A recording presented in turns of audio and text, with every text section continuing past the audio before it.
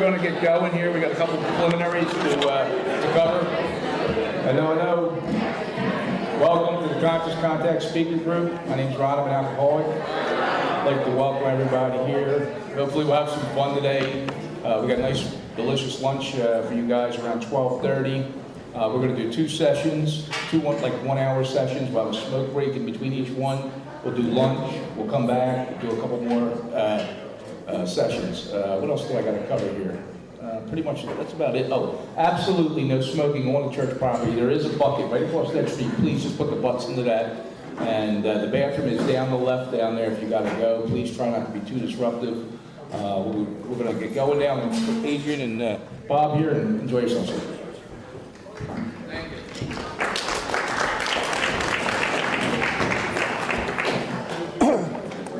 Good morning. My name is Bob D and I'm an alcoholic. Good morning, everybody. My name is Adrian Clark. I'm an alcoholic.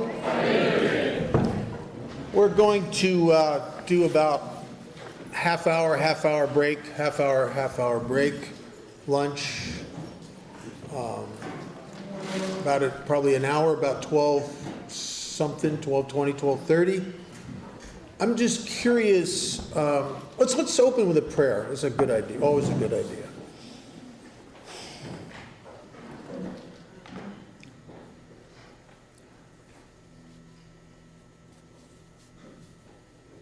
Amen. I'm curious who's here.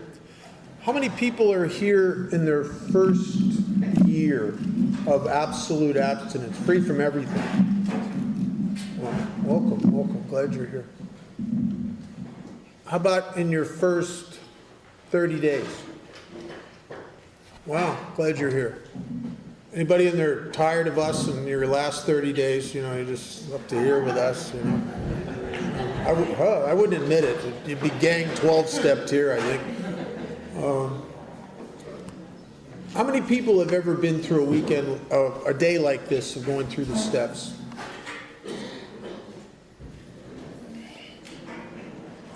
How many people feel pretty comfortable with where they're at with the steps? How many people would like to grow along those lines? See, not so comfortable as you thought. How many people here have adopted the set of spiritual principles as a way to live from the 12 traditions to reduce your selfishness even more? Okay.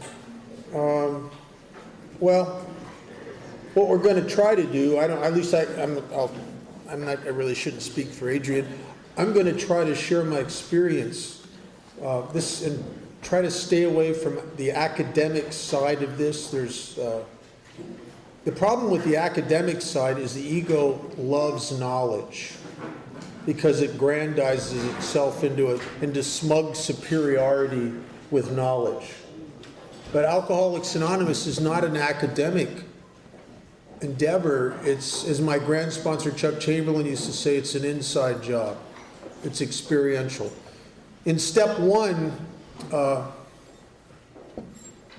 in chapter 3, it talks about it differently than you see in the rooms on the walls. It said we learned we had to fully is like a lot, fully concede to our innermost selves that we were alcoholics. This is the first step in recovery. Here's the problem I had. That's why one of the reasons I relapsed for years. I could intellectually admit that I was alcoholic. The evidence was overwhelming. Far before I could really, truly, inside myself, connect the dots and believe it. And it was exemplified by my actions.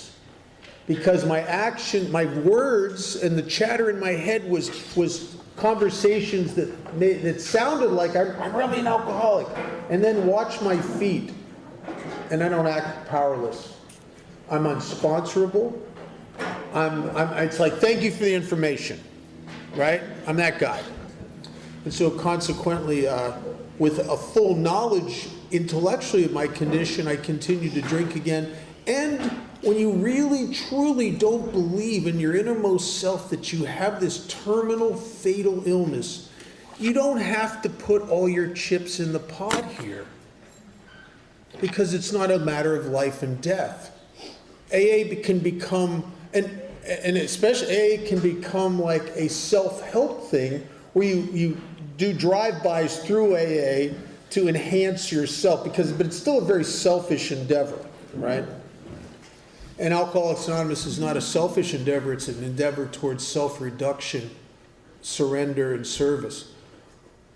So I had a hard time fully conceding to my innermost self that I was an alcoholic. I was delusional about a lot of aspects of this disease. One of the things that Dr. Silkworth talks about that was paramount, and I really had to get this, not just intellectually, but really get it. And the only way I get stuff like this is by failure. My life, in a sense, is built on failure and being wrong about a lot of crap. Isn't that odd that your life would be built, an amazing life could be built on being wrong? But it makes perfect sense, because otherwise there'd be a step that said, and when we were right, promptly admitted it. I've never known anybody grow by being right. But I've changed the world that I live in by being wrong. And one of the things that was so hard for me to get, because I didn't want to get it, when it says in chapter 3 that most of us have been unwilling to admit we were real alcoholics, I didn't want to do that. I'm an alcoholic, sort of. Or even after 5, 6 treatment centers where I've been intellectually bludgeoned into a knowledge that I'm alcoholic, even then, I'm alcoholic, but I'm a special kind of alcoholic. My case is different. I don't have to do what you people do. I don't have to be sponsored. I don't have to be accountable. I don't have to seek God. I don't have to humble myself continually with these humbling actions we do in AA, the amends, humbling actions. Devoting your life to helping others even when it's inconvenient. Tough stuff if you're self-involved. So I didn't, first of all, I didn't know what it was to be an alcoholic. And then a thing happens sometimes when the truth about my condition presented in Alcoholics Anonymous actually does a head-on collision with my condition. And what that means is year after year of trying to control and enjoy my drinking and failing, I started to understand a few things about myself. That this thing that Silkworth talks about that defines us, that it really was true for me. And yet it's odd, I went for years and years and couldn't see it, that I have this allergic reaction to alcohol. And he said that this allergy, unlike a lot of allergies, doesn't manifest itself in hives or a breakout in a runny nose or any of that stuff. It manifests itself in a phenomenon, a craving. Well, what does that mean?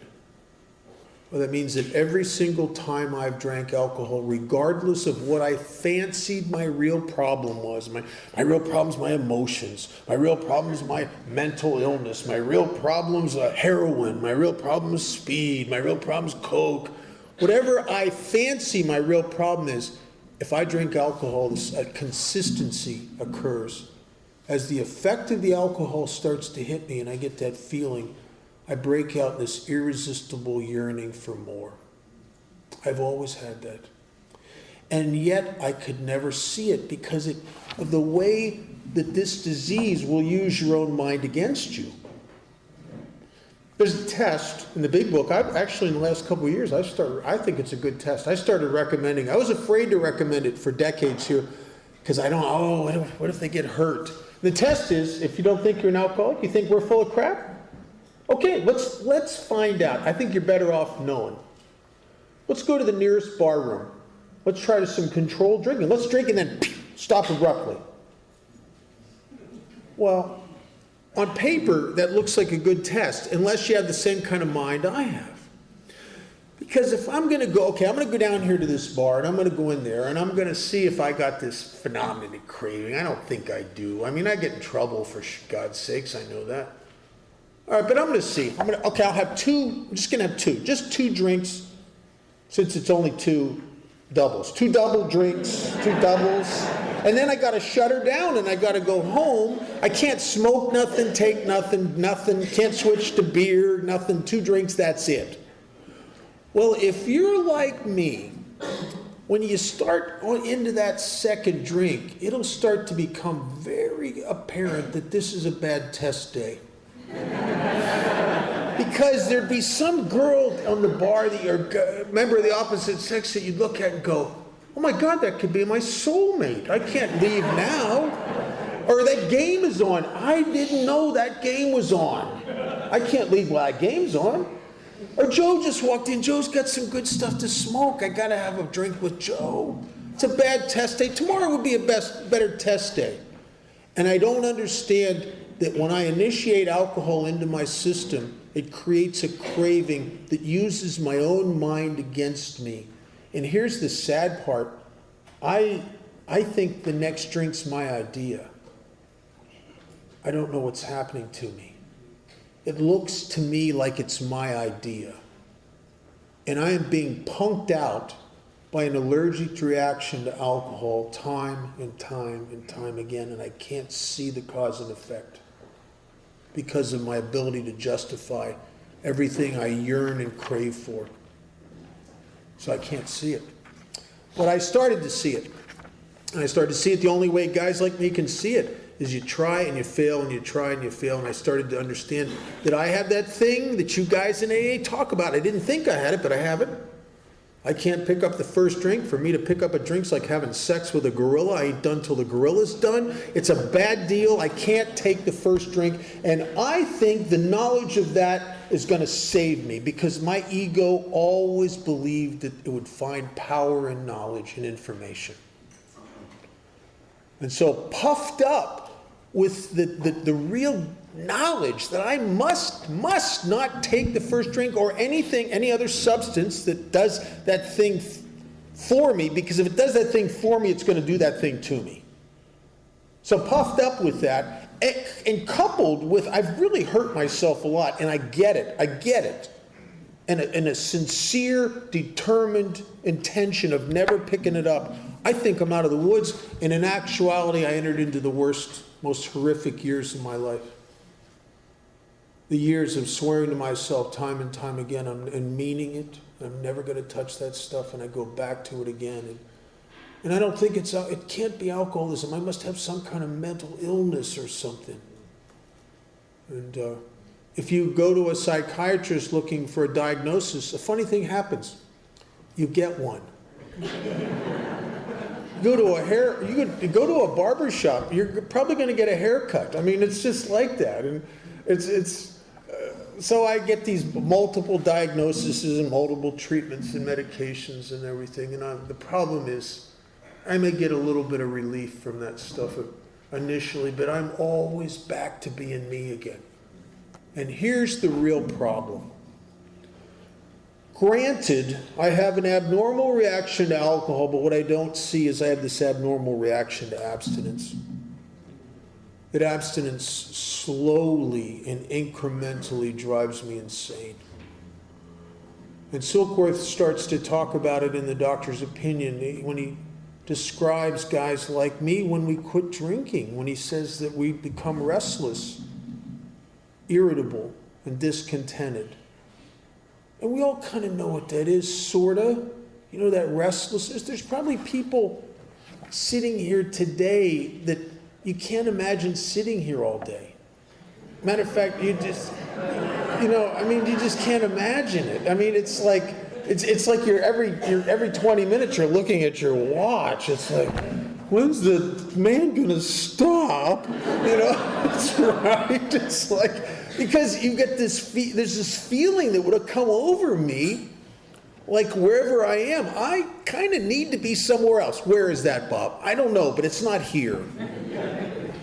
I'm irritable. I don't know I'm irritable, but I'm on the muscle with people all the time. You know, you can't talk to me. People walk on eggshells around me because I'm an asshole, right? because I'm uptight all the time. I'm on the defensive all the time. I'm judgmental. I don't think I'm irritable. I think I just see how stupid people are clearly. That's what it looks like to me. And in this, because I'm restless, I need to straighten them out and tell them what's wrong with them, which puts you in the position. And some of you probably have noticed this or felt this at times. Do you ever get that sense that everybody's going to be happier after you leave? Yeah. And I'm always the guy that's leaving. So I'm restless, I'm irritable, and I'm chronically malcontent.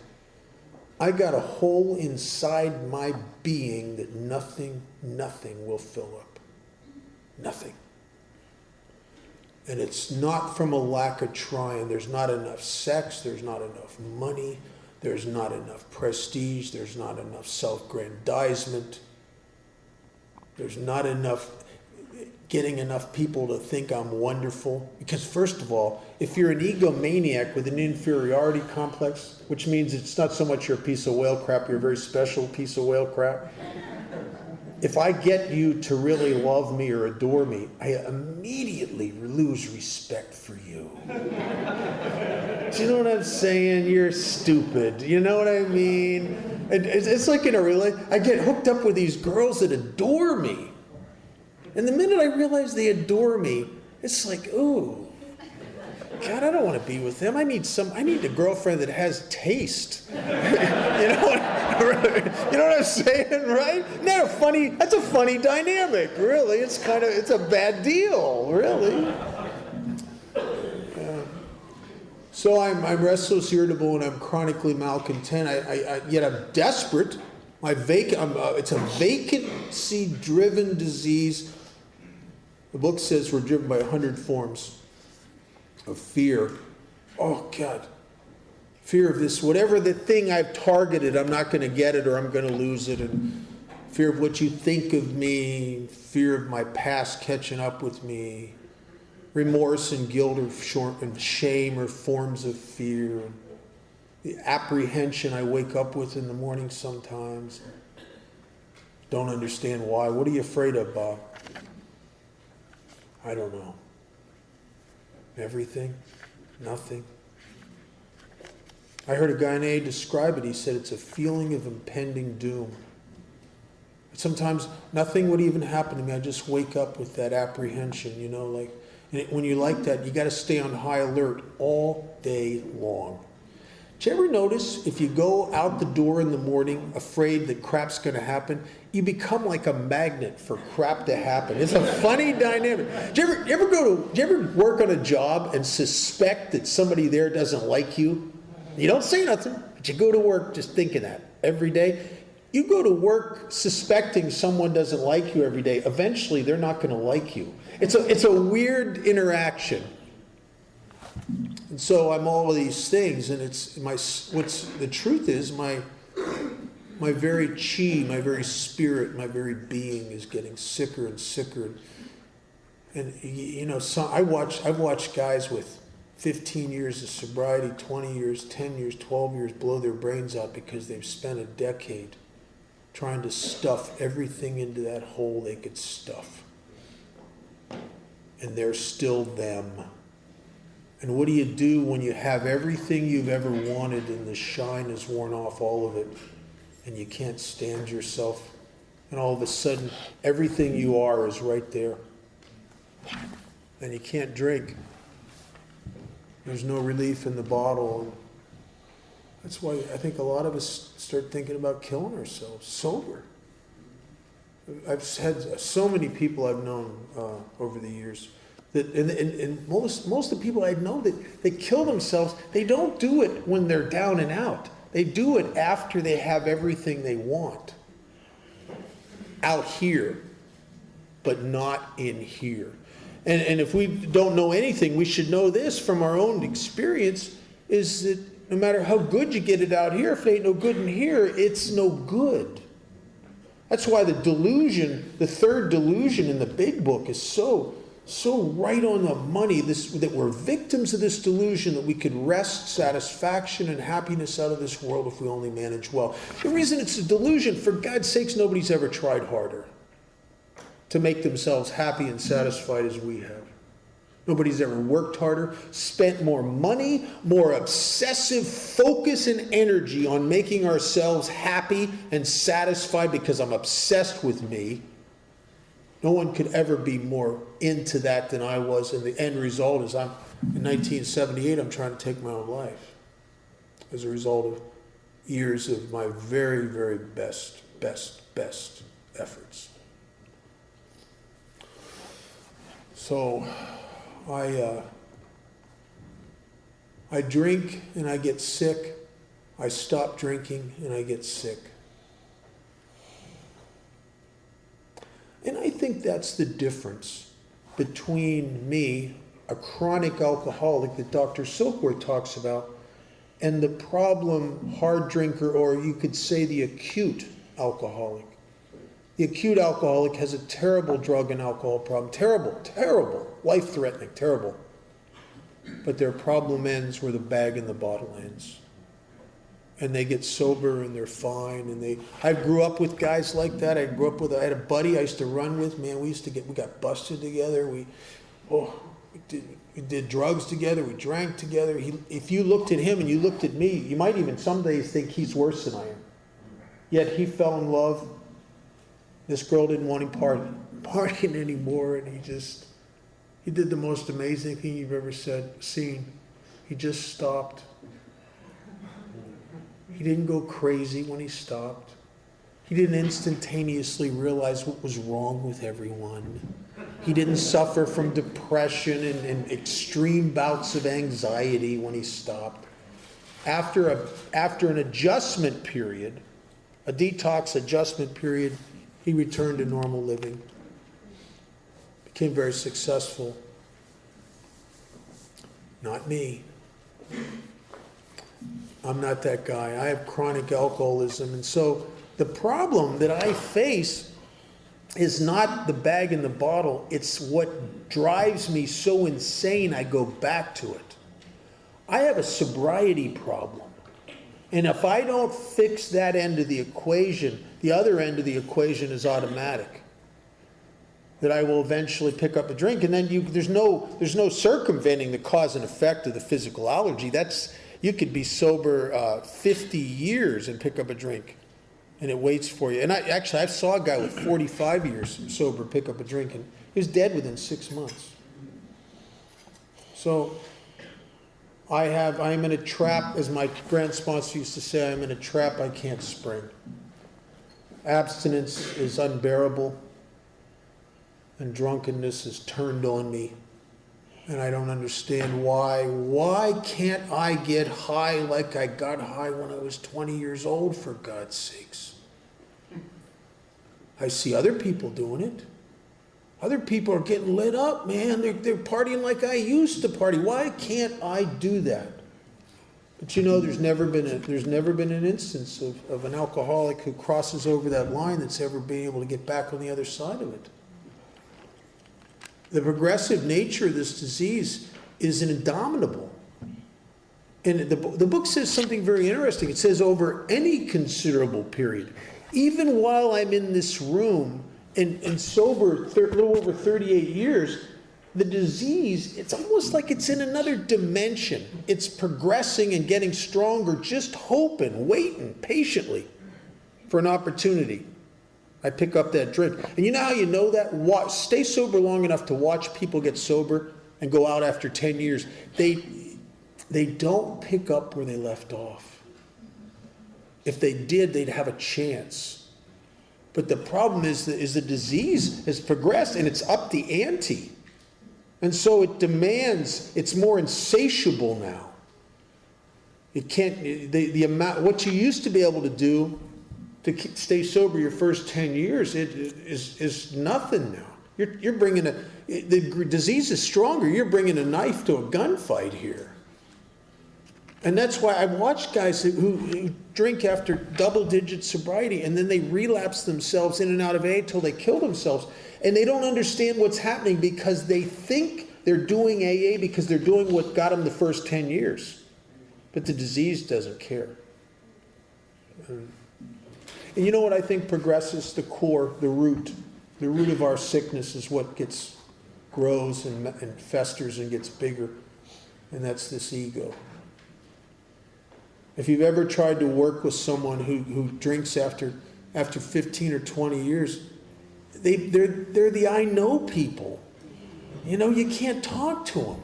You know, you try to say, they go, yeah, I know. Well, intellectually they do, but intellectual knowledge is shallow and meaningless.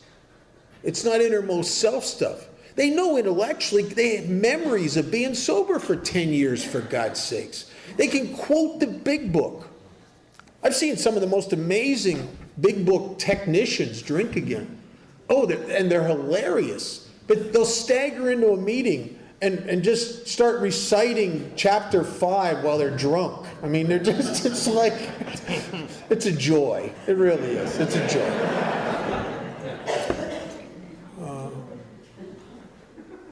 They're hard to surrender because the ego is more and more defended and more justified, and it's tough. It's a tough thing.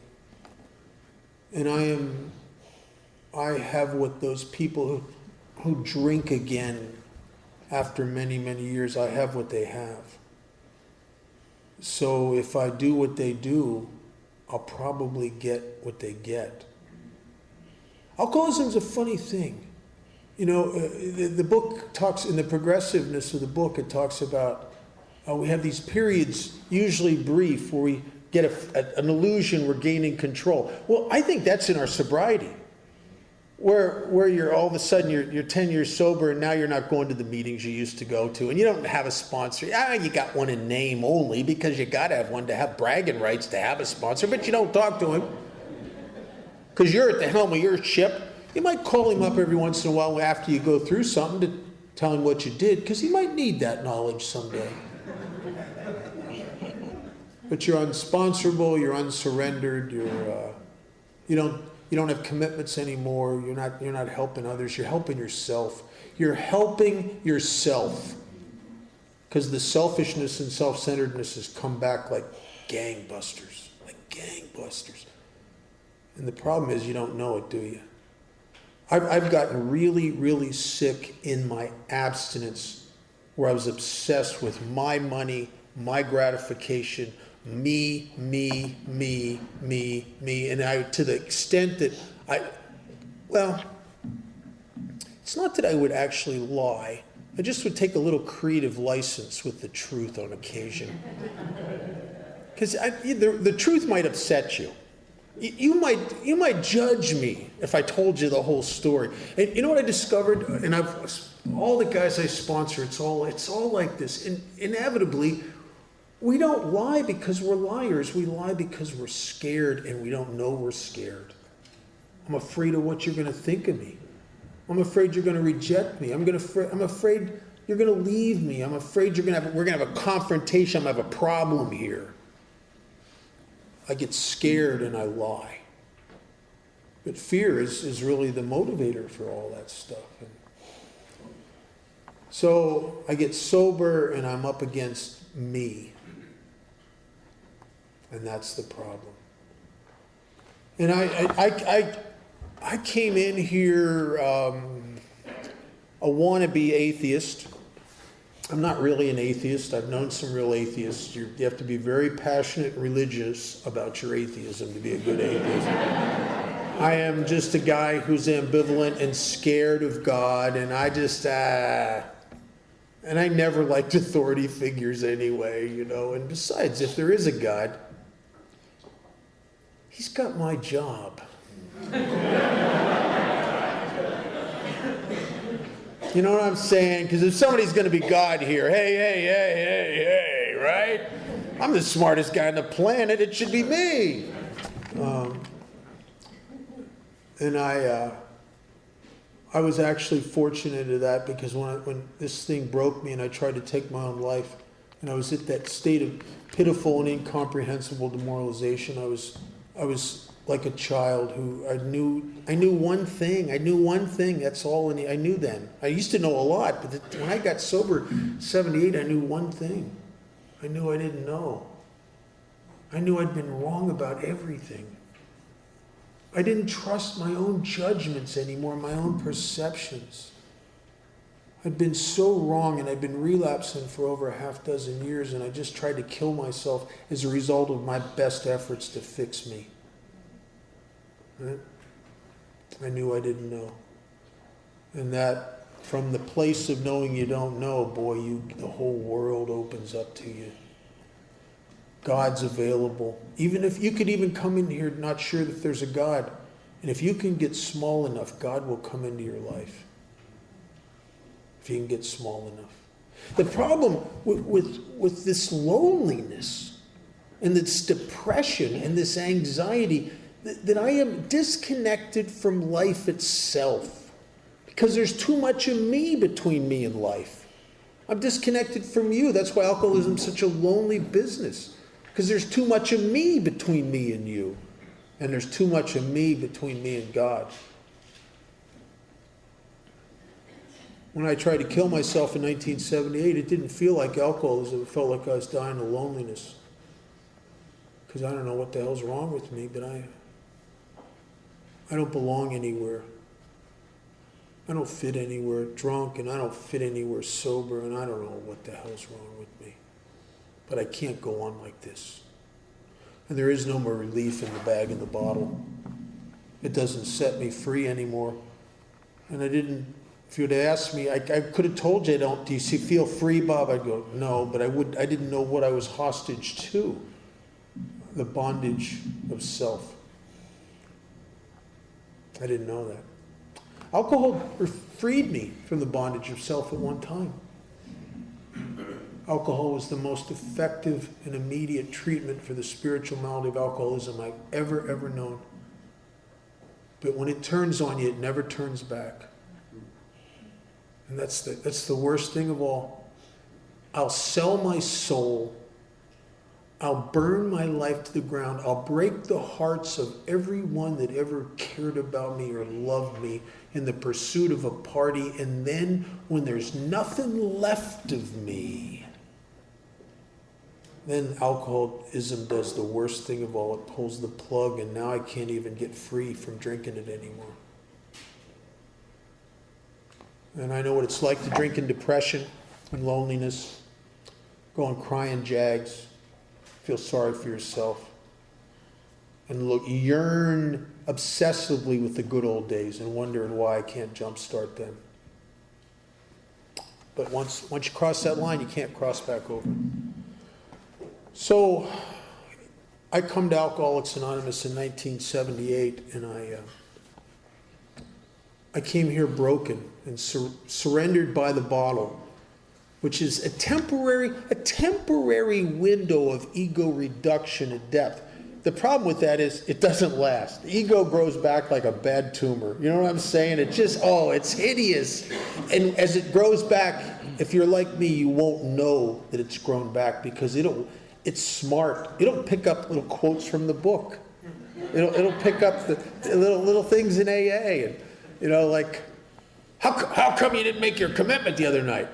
Easy does it. Easy does it. Easy does it.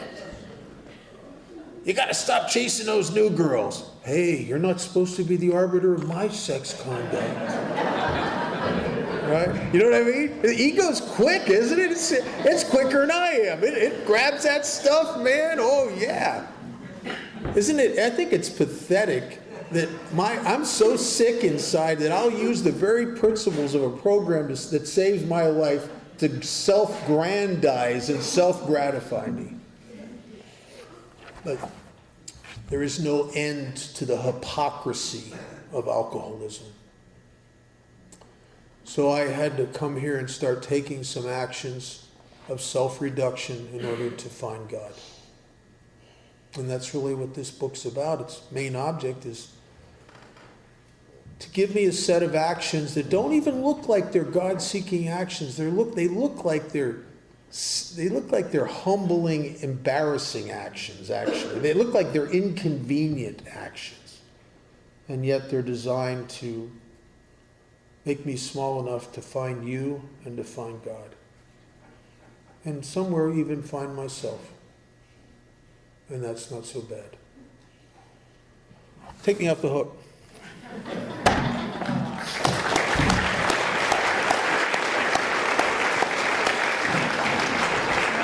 Everybody, my name is Adrian. I'm an alcoholic. I've been sober from February 18th, 1935. Just checking to see if you were still awake. I look pretty good for my age though, right? I see a lot of highlighters on the tables, fluorescent highlighters. I'm just hoping you're not huffing them by the end of this talk. We'll sound better if you do. Oh my God. And I'm thinking, I'm listening to what Bob's saying and I'm looking at the highlighters and, it's bringing me back and all my experiences and stuff. And I think from about the second year of my sobriety till about the 10th year of my sobriety, I would have called myself a AA technician, Damn, did I sound good at meetings, I had all the information from all the best speakers and, listening to their tapes and going to these conferences. And, it was something that I had to go through. It's a very valuable part of my journey. It really was, and I'm glad I went through that. I'm glad I stayed alive and came through it. I think information, it's powerful, but it's only potentially powerful. It's what I kind of do with it. And I think, the longer I've been doing this, I think the less information I actually need to do it. I think the more power that's come into my life, the less I kind of need. I had 20 different worksheets for each step. I was like a sponsor. You did not want me sponsoring you. You were going to be working out spiritually. So you were. We were doing everything we could in our part to find out if you were alcoholic or not. And if you weren't, I'd be sitting across the chair looking at you like that, it was just crazy, so it was. And thank God I've loosened up a little bit. What I do now with people is just sit down and read the book as it says, word for word, the whole book, share my experience, get them to share their experience. And I think that's, I don't even think I take notes anymore. Maybe occasionally I do. Bob kicked us off with the first step here today. This is the most important stuff right here. We're not going anywhere without the first step. We're really not. And, experiences are coming to me as Bob was talking. I had breakfast with a guy yesterday who, he just celebrated a year, but he had 11. I used to sponsor this guy, and he got sober when he was young. And he spent over a decade in Alcoholics Anonymous doing what a lot of people do, not really making that conceding to our innermost selves, like it talks about in the first step here. He spent over a decade in Alcoholics Anonymous, and he never truly believed that himself. And I think a lot of people do that. I hear it all the time at meetings. One of the things that scares me most at meetings, and sometimes I approach these people after they share, is, I've been around here 6 years, or I've been around here 8 years, or I've been around here 10 years, and I'm not really sure if I'm alcoholic or not. And they may not be, and a lot of them may not be, but a lot of them are. And what that tells me is if you are, you haven't really taken this first step yet. You haven't really conceded to yourself your hopelessness and your powerlessness, that you can't do this job by yourself. And if you're an alcoholic who's not sure if you're alcoholic or not, eventually you're going to take the test. If you're an alcoholic who's not sure if they're alcoholic or not and hasn't really started on a spiritual journey through this work here, you're just on vacation from the booze. You really are. It could be a 20-year vacation. It could be a 10-year vacation. It could be a 6-month vacation. For me, it generally wasn't long. I'm a relapser.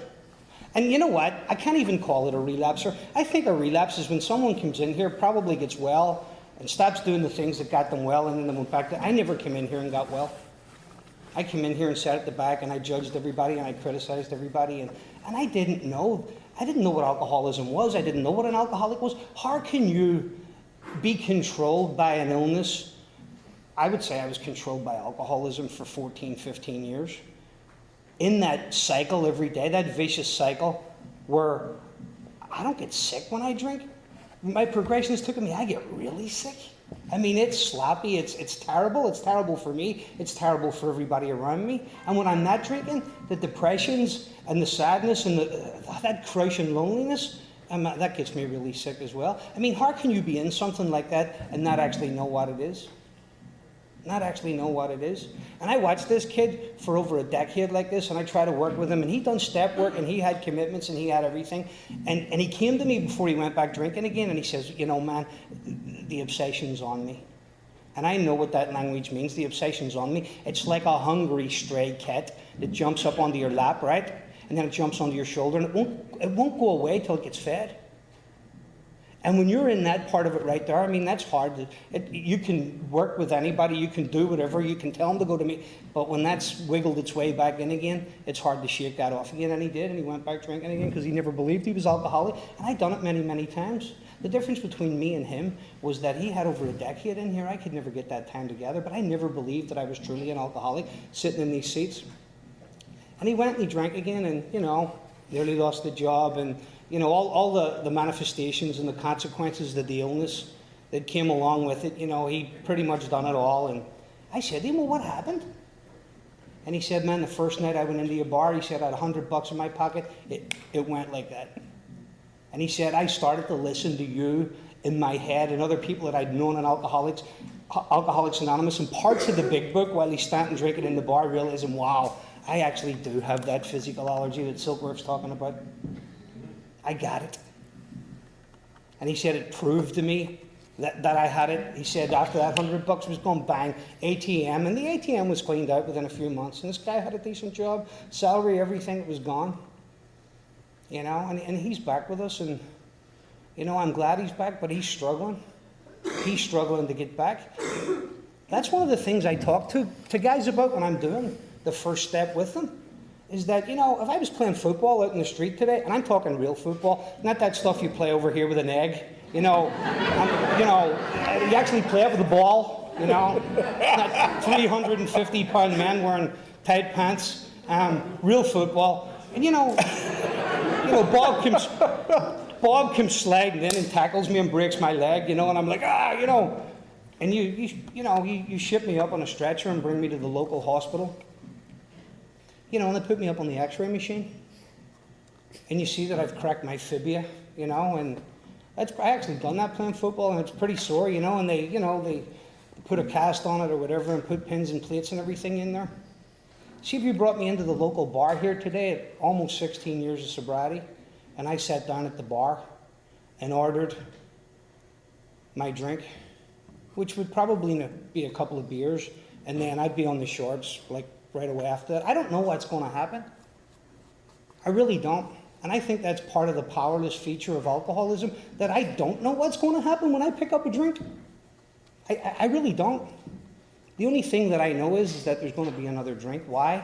Because I have this thing inside of me. I have it at 10 years sober. I have it at 5 years sober. It's just a daily reprieve that if I put that alcohol in my body, that something's going to happen within me that doesn't happen to my fellow out there on the street. It doesn't happen to my sister. Doesn't happen to any of my sisters.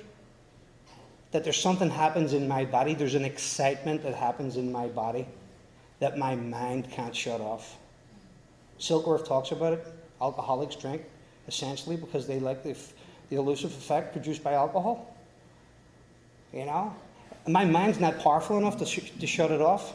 It doesn't matter if my mom's lying in the hospital sick, my girlfriend's getting ready to have my baby, I got to be at work the next day. And I could never understand that part of my alcoholism.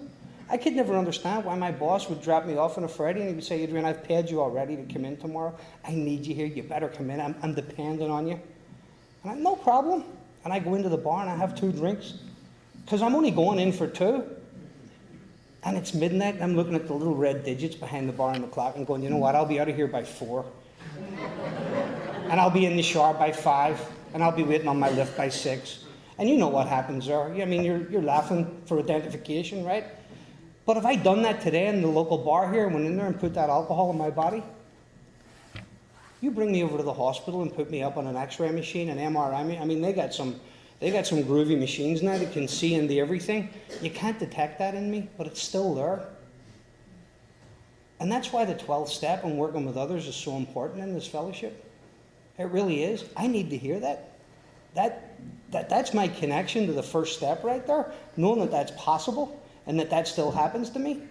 And I've went through periods in here too, through spirituality and different things where I don't know, start to think I'm maybe above this or beyond this. And I feel so blessed to be sitting in here this morning with you guys, to have walked I just feel blessed to have been sober, the length of time that I have, guys, because I'm surprised any of us stay sober. I really am. I've done everything despite myself not to. I really haven't. And I think when alcoholism really got me by the throat, I was looking a way out long before I stopped drinking. I had suicidal ideation many, many years, and I remember actually coming to that jumping off place that it's talking about in here, where I just couldn't imagine life without drinking. And I'm running out of time. And I remember just sobbing one night as I'm like putting the pills down my throat, lying in my house, trying to end it all. And I really wanted to end it all. I'm sobbing, and that's a lonely place to be, guys, where the drink doesn't work anymore, and you've just burnt your life to the ground. Like it talks about, your problems pile up on you and they become astonishingly difficult to solve. You can't solve the relationship problems anymore. You can't solve the work problems. I mean, you go drinking on a Thursday, and you're coming out of it on a Monday. You got problems Tuesday. You got problems with your employers. You got problems with your debt collectors, your parents, your family, everybody. And that's where my life was in a cycle for over a decade. And I can't do it anymore, and I'm running out of time. And I found myself pushing these pills down my throat. And looking back on that dark period of my life, that was probably the lowest place that alcoholism ever brought me. And I still did not want to stop. Didn't want to do it. I mean, you're burning your life to the ground. You're trying to take your own life, and you still don't want to stop. What is that all about? I mean, that's a vicious thing, isn't it? And I remember coming out of that psych ward and that obsession happening to me. The day that I got out of that psych ward, walking back into the bar with that whole drunken bout started 4 or 5 days earlier, where the whole session had started, and walking back into that bar and taking the wrist bracelet off and thinking, at least the thought of suicide's not on me anymore. Doing okay. Crumpling it up and boom, throwing it into the ice tray, and I'll have a double and off you go again. And everybody's worried about you, everybody's concerned about you. I remember lying on a priest's floor, little Irish priest, Father Friel, and he hit me right between the eyes. He said, "How much do you drink?"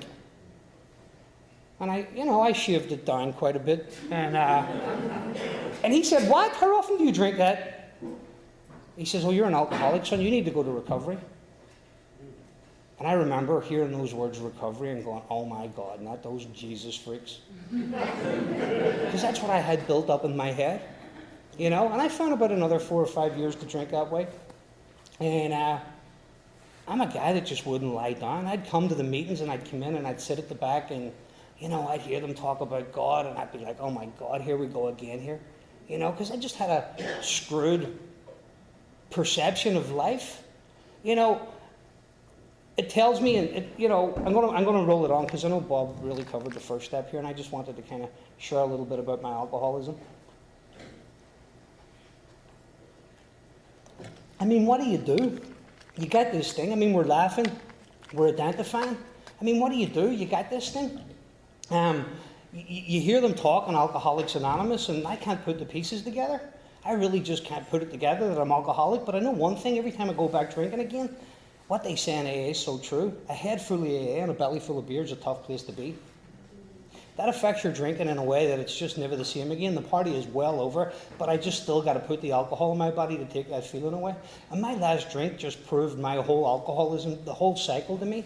What my life looked like up until that point was I was showing up for work Tuesday or Wednesday. That's when my work week started. I'd went through every job that I'd had before I came to Alcoholics Anonymous.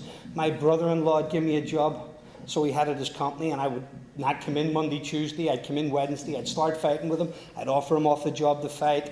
You know, my other brother-in-law got me a job in the company that he worked for. The first day I showed up, I thought, you know what, this is not for me. Just turned and walked right back out the door again. I mean, I'm just going through everybody and everything. And I show up in Alcoholics Anonymous, guys, and I'm in and out, and people are trying to help me. And what would happen in my drinking sessions is all I could think about was Alcoholics Anonymous, and a voice inside of me telling me, you need to go back there. You got to go back there. And that voice became louder until the point, guys, and my last drunk just summed the whole thing up for me. It wasn't my worst by a long shot, but again, I'd started my work week on a Wednesday, went in, picked up my 2 days' pay, and I got a phone call from my friend Freddie, and he said, you going out for a drink? And I said, no, I'm off it. I'm not drinking anymore. And that had become such a joke. You know, the guys that I would work with on the job would have bets on me, lay odds to see what day I would break when I would promise everybody that I wasn't drinking.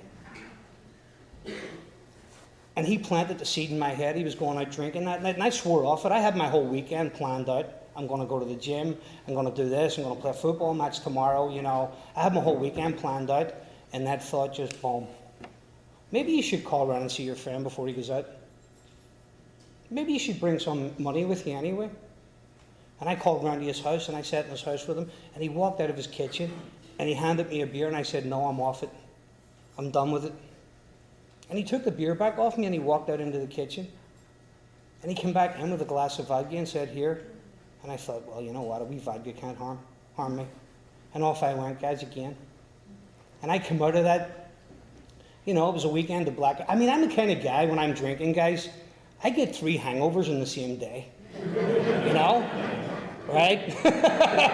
You do too, right? I mean, you get your 4 a.m. hangover, and then you get your 8 a.m. hangover at the after hours, and then, that's what my life had become.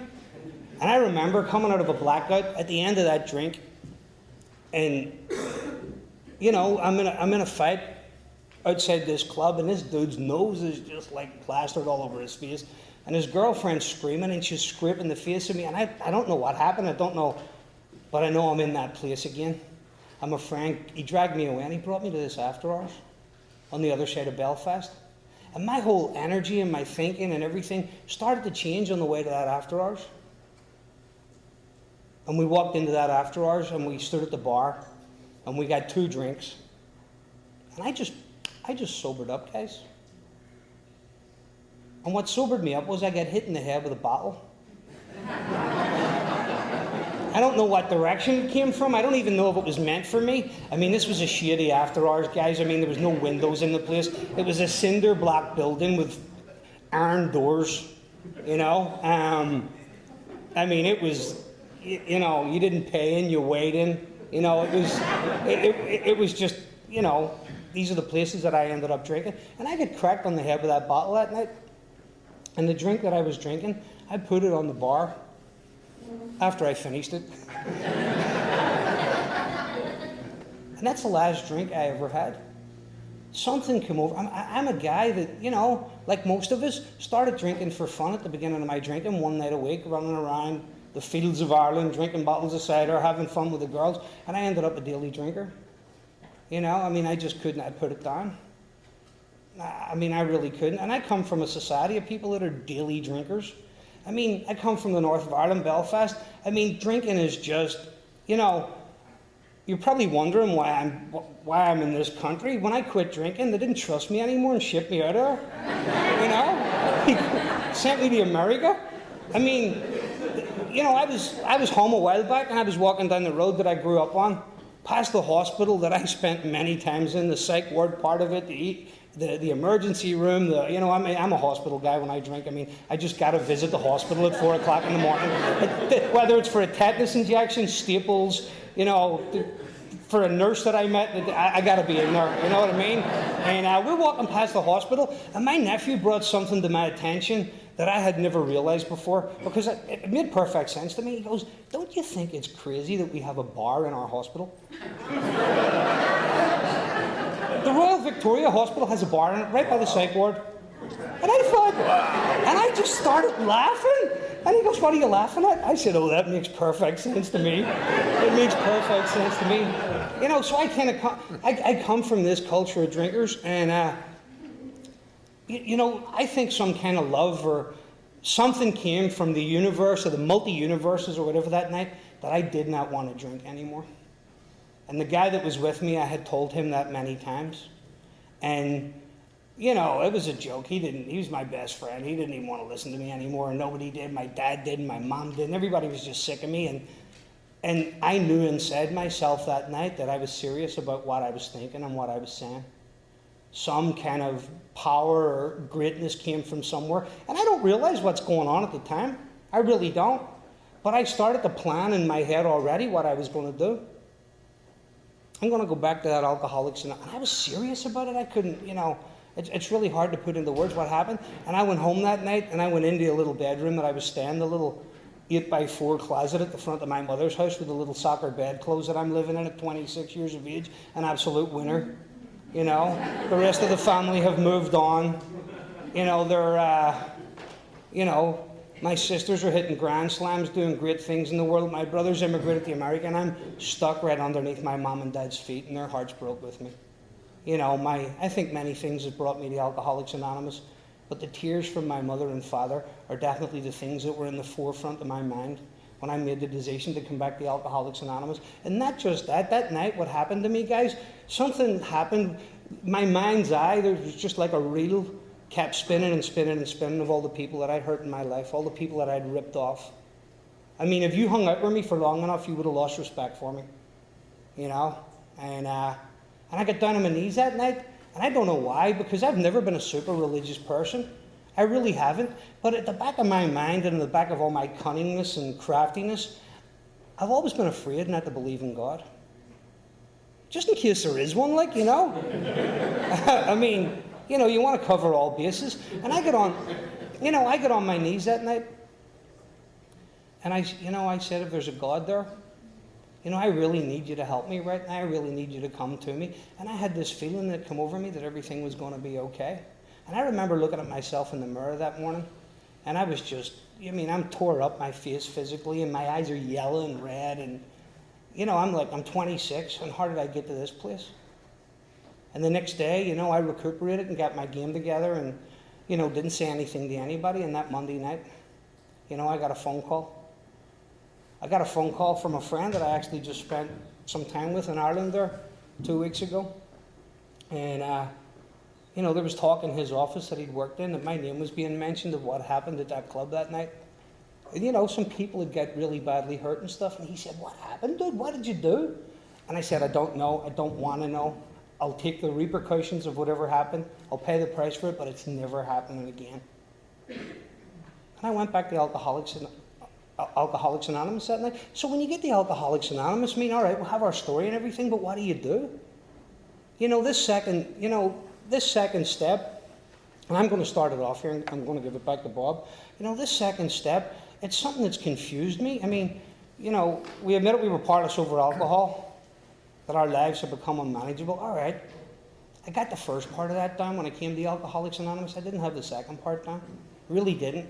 I think it probably took me 5 years in Alcoholics Anonymous, making mistake after mistake, running my life the way I wanted to run it before I even had an idea what the second part of that first step was talking about. I had to really get in touch with my own madness. 5 years in AA going, oh boy, what's going on here? Why do I want to kill myself again for? I mean, I'm going to meetings, I've done 4 steps, I've made amends, I'm sponsoring guys, but why do I want to kill myself again for? And I think for my first 5 years in Alcoholics Anonymous, I hadn't got a clue about the second step. And it just shows you how powerful God really is. I mean, I don't have a clue about what's going on in the second step. I got connected to a little bit of power that they're talking about in here. I mean, I have to find a power, right? I mean, what's that look like? See, I'm still running on my own beliefs. I'm still running on my own prejudices. I've gotten everything that I thought that I could ever want that was going to make me better and fix that hole. In Alcoholics Anonymous at 5 years sober, I've moved back to America. I've been married. That's over. I have a daughter, living in a nice place. I'm making 6 figures a year, and I want to kill myself. And I think a lot of people get confused and think the second step's a very complicated thing. But I think it's the most easiest step in the whole process. So easy that I think it's probably the only step that I didn't take. It just happened. It just happened. And I don't know how it happened or when it happened, but all the second step's really asking me to do is to change my mind. That's the easy part. The hard part is it's asking me to change it about everything. But the beauty behind that is I don't have to change it all at once. In fact, I don't really have to do much. Once I get that first step done and made that connection, and I don't even think I made that connection, it just happened in the first step. There was smoke coming out of my heels and I wanted to do Alcoholics Anonymous. Really wanted to do it. And taking the actions in Alcoholics Anonymous kept me here long enough until I really started to feel the nip of the ringer of what it's talking about in the second part of that first step, my unmanageable life. Because secretly at 5 years sober, I wanted to end it all. Secretly at 5 years sober, I thought you were all full of it. Even the speakers and stuff that I was listening to, they were talking about how happy they were. The people in my home group were talking about how happy they were, and I'm like, there's no way. That's impossible. Because see, when I'm sick, everybody else looks like they're full of it. You know? And I'm thinking about medication, and it's talking about there's basically two doors here. You know, to be doomed to an alcoholic death or to live on spiritual basis are not always easy alternatives to face. I have such a powerful ego that's so ground in, it's always looking for a third door. It's always looking for a third door. Whether it be medication, whether it be professional help, anything but go deeper and find this power. And at 5 years sober, guys, you know, I'm at a crossroads. And I've made it long enough in here to know that, okay, I'm alcoholic and stuff, and I've found out different, you know, and I was a technician from, like I said, from 2 years to 5 years, but I'm not finding the power through the mechanics of this program. I'm not finding it. That will never, information will never get me the power that I need here. There's only one thing that will ever get me the power that they're talking about here, and that is action. Action to do the two most difficult things that I have to do in my life. They've always been the most difficult, and it still are at times difficult for me. One is make commitments and long-term commitments. And the other is nurture long-term relationships. I don't seem to be good at either of them. And if you look at people in Alcoholics Anonymous, even if they're not sitting talking about God and talking about the great experiences and stuff that they've had, if they're showing up for their home group early, putting out the chairs, doing all that stuff, you know, people that really annoy you, people that do lots of service, you know? You know, I do it. Like you're sitting there and some girl, you know, sitting in her little flowery dress, talking about her spiritual experiences and how much service and stuff she does. I mean, that just irks me, you know? Why? Because they've got power in their life. They've got power. And anybody that's been around here for a long time has power in their life. You know, that's been able to get up and go to work every morning. I mean, that's success right there for a guy like me. To waking up in my bed every morning and be able to get up out of bed and look forward to the day. That's the power they're talking about here, because I was never able to do that. I really wasn't. And I'm going to let Bob take over from there. Or are we going for a break? I'm Bob, an alcoholic. The Irish sent us Adrian, but we sent them crack cocaine to McDonald's. Let's take an 11-minute, 14-second break.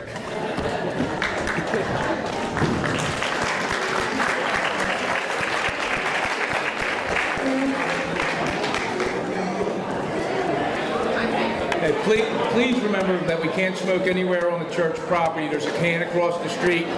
Take a little break and meet you back in here. There is a donation basket bucket in the back on the table. We will pass the baskets. I've got to do that ahead of time.